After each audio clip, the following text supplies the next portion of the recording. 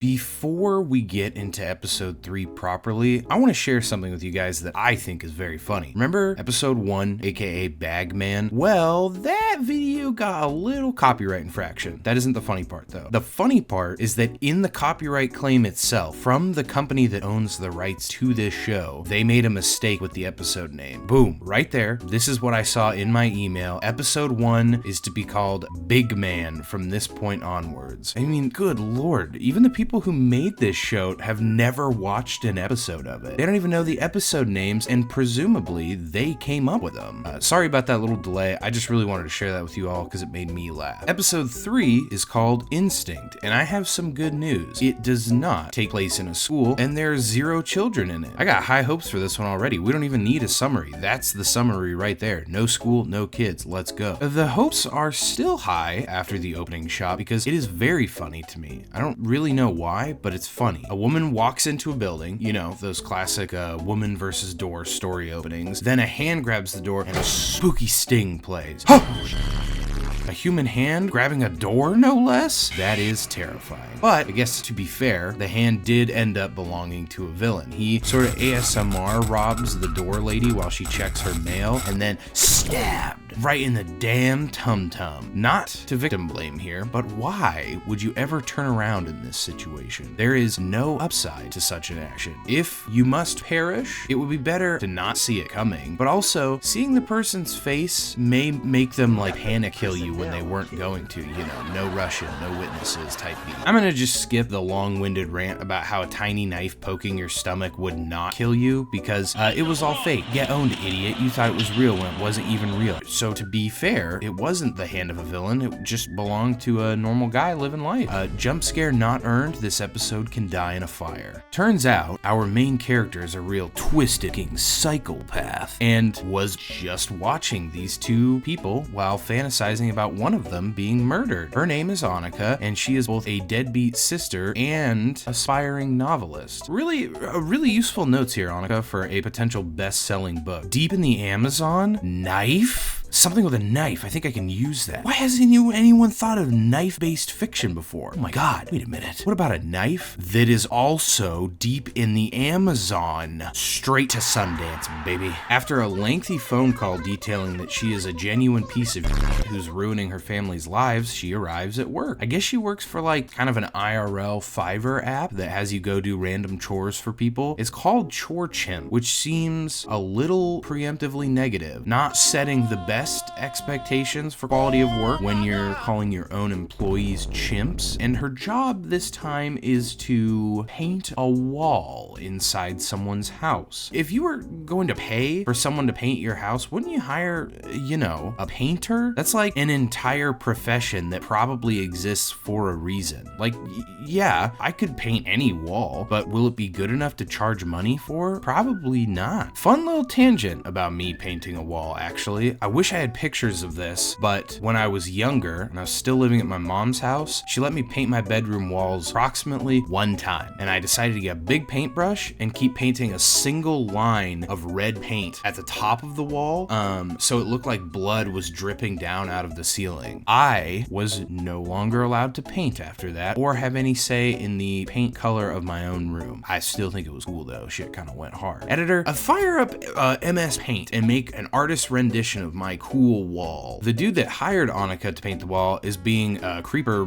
fucking weirdo right off the bat. Not only is he wearing a white sweater and no socks, I mean that is huge red flags, but he takes a Polaroid picture of Anuka without even asking, supposedly for a before and after, but it's the age of the cell phone, buddy. Nobody with good intentions even owns a Polaroid. That's for goddamn perverts and nobody else. But also, no good before and after has a random person blocking like 40% of the before shot. That'd be like if in one of those workout before and afters, someone like a thumb was just blocking half the lens. So for the first shot of the before, you only saw like their head and shoulder. All right, I know I said the man was weird, and he is, don't get me wrong, but Anuka is just as weird, if not weirder at this point, because we had the whole fantasizing about that woman being murdered thing, but she immediately goes through his stuff, like instantly starts going through this guy's and then she decides to take a break and get a drink before she she has even opened the paint. And the weirdest thing is that when she opens the fridge, she sees a can of sparkling water and then gets upset when she can't find a glass to drink it out of. Anuka, the entire purpose of a canned beverage is that you do not need a glass to drink it from. The can itself actually can become the vessel from which you sip yummy bubble water, lady. In the kitchen though, she finds a drawer that has syringes and bottles and whatnot in it, and when she's looking for the glass she doesn't need, I may remind you, she is so fucking weird, dude. She is just going through this man's stuff and staring blankly off into space like a zombie. No thoughts. Empty. And a white sweater is understandably upset by this invasion of privacy, but explains, hey, you know, my wife was sick with cancer and she just died like a few months ago. I'm not buying that explanation personally as the viewer, but from Anuka's point of view, it's kind of a perfectly reasonable explanation why somebody would have a drawer of this stuff that, I mean, I'm not a doctor, it looks like medicine to me. This is hard to show without just playing an unreasonable amount of the episode for you, but Anuka is genuinely unwell and creepy. Like, she's freaking me out. You'll have to watch the episode and decide for yourself how she makes you feel, but she's fantasizing about a woman being robbed and then stabbed. She's stealing from her family. She's ultra paranoid, as she herself says. Those are her words, not mine. She is now actively hallucinating, and the way she speaks is just unsettling. Editor, am I alone here? Like, how has Anuka made you feel so far? Also, how are you doing? Put an emoji in now that captures your current mood. Oh my god, this bitch is driving me insane. She finally starts on the painting job, and after stirring some paint and taping the wall up, she immediately becomes distracted again by an earring on the floor. She's like watching a lawyer try and rack up billable hours by making copies in slow motion or something. She's gotta have been in this house for at least 45 minutes and has yet to even put paint to brush. Alrighty, Anuka's mental state has definitely escalated. There's just a whole ass woman being conjured up here. They're just talking to each other too. This is pretty fucking high up on the hallucination scale. This is somewhere in between tripping balls and life in a padded cell. That's where Anuka is squarely sat right now. And oh my god, the fake lady tells her she should go snoop on what her employer is doing in his room right now, and she stops working on the wall to go put her fucking ear up to the door. Words cannot even describe how frustrating I find this experience. This is like the stupidest form of edging on the planet. Just paint the goddamn wall. And I can't even explain why, honestly.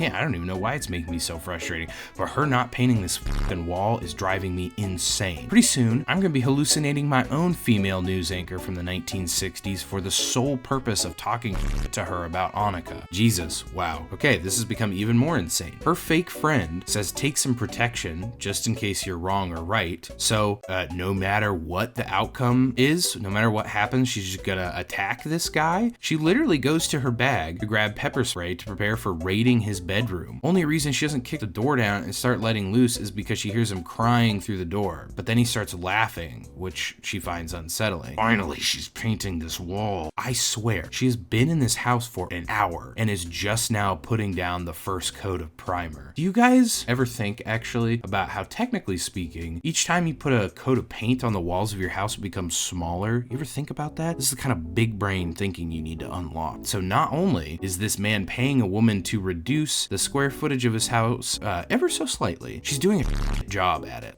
He's probably just watching a funny YouTube video. Whoa, Anuka mentions YouTube. She says the thing, she says it. She says verbatim that he's probably just watching a funny YouTube video.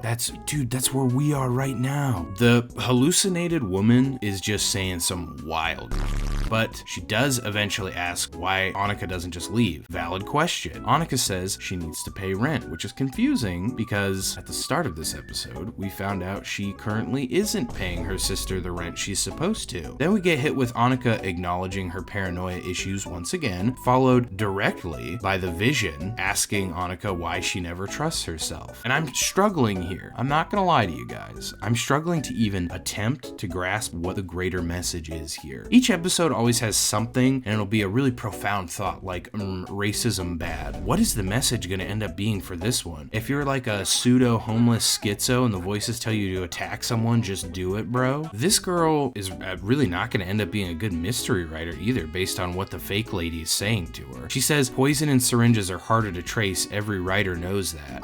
Yeah, I'm pretty sure if you were killed by just about anything though, the first place the police would check is the random man's house you vanished from, especially since your time there is well documented via this chore chimp app. Oh, how sweet, he's offering to make her lunch. I don't even care if he is a serial killer. Anyone who makes me a yummy sandwich is a friend to be trusted. That being said, Anuka does not deserve a lunch break. She has applied primer to approximately 8% of this wall. Give her the sandwich once she's done and waiting for the primer to set up a little bit. He offers her wine too, which that honestly is very creepy. This episode is just, what if two creepers were in an apartment together? Maybe the truly shocking twist is that these two will find love once they realize the other is just as sinister as themselves. But gee dang it, love is gonna have to wait because he dropped his wine glass and he cut his fingy. And Anuka does that thing. I'm curious if you guys find this as frustrating as I do. It does that thing where in movies and shows, someone asks you something and you just pause for an unbelievably long time, like an ungodly amount of time. Can you guys think of a single time where you asked someone to grab you a Band-Aid and they just stared at you blankly like a statue for a while? You would probably be like, hey idiot, are you having a stroke right now? Like, what is going on with you? No freaking way. It turns out the man who took a non-consensual Polaroid of Anuka while wearing a white sweater and no socks was in fact up to no good. Who could have seen that coming apart from human with a pulse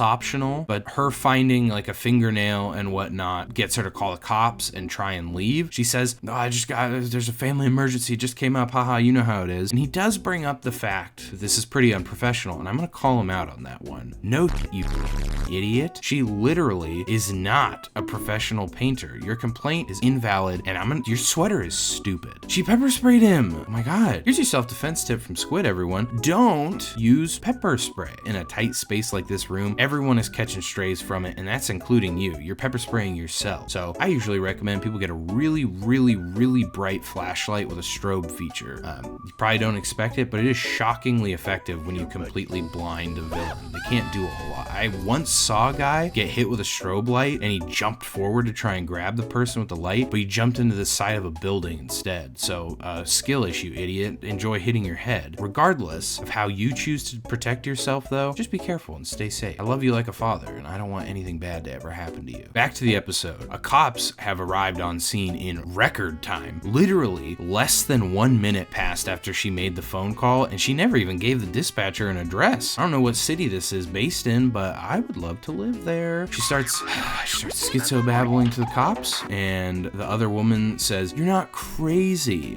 Directly after that, she begins to act crazy and run around his house searching for proof of his wrongdoings. Anuka runs up to the wall. She knocks a picture off of it too. And I just want to say shout out to these cops who are just letting her run around inside a guy's house after pepper spraying him and acting crazy. Well, I say acting, but if this episode has made one thing abundantly clear, it's that Anuka is unwell in the brain department. No flipping way, you guys. Sweater Man turned out to be an evil, bad man. Not a very smart one though, because the second the cops are out the door, he begins to monologue and admit everything to her. He even points out proof of him killing people, which happened to be stashed inside the picture frame that she knocked off the wall and broke. And then while holding her at knife point, he says, "How clever of you to consider the photo."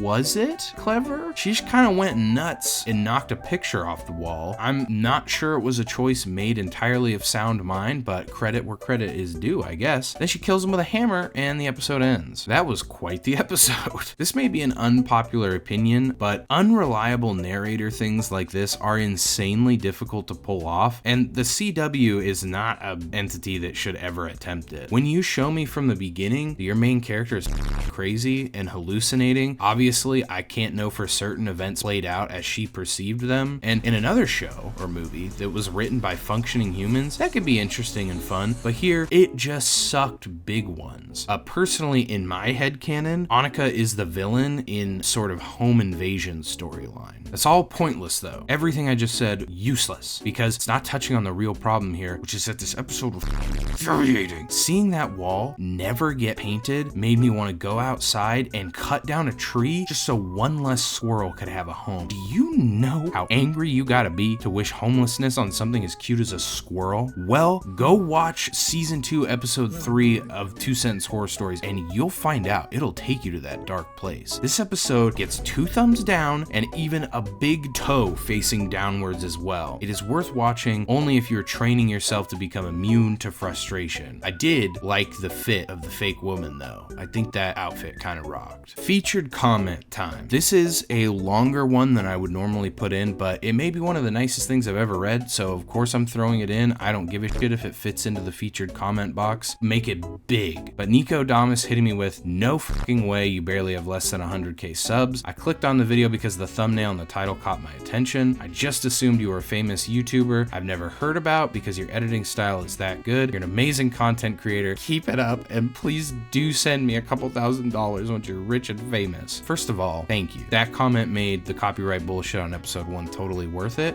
Second of all, this is me publicly announcing that if this channel ever does hit 100k subscribers, I will give Nico $10,000 and even $2,000 more dollars. It'll all be in untraceable $20 bills too, because I'm just a nice guy like that. Thank you everyone for watching, and remember, pepper spray sucks ass and tastes terrible. I'll be back soon with more horrible horror. See ya!